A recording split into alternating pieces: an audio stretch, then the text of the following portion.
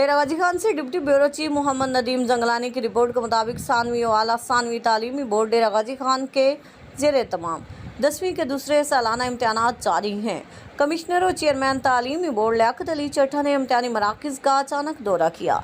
Commissioner और chairman तालीमी board डेरा गाजी खान लियाकत अली चट्टा ने सेंटर्स ऑफ एक्सीलेंसेस में कायम इम्तहानी मराकज़ देखे। Additional commissioner coordination Khalid Mansoor, ACG Hayat Akhtar और दीगर भी हमरा थे। कमिश्नर ने उम्मीदवारों की रोल नंबर स्लिप्स और दीगर रिकॉर्ड चेक किए। इम्तहान में शरीक बच्चों से मालूमात और कवाइफ पूछे। कमिश्नर लियाकत अली चट्टा ने इम्तहानी अमल को शफाफ बनाने की हदायत करते हुए कहा कि बच्चों को पुरसकून इम्तहानी माहौल फराम किया जाए।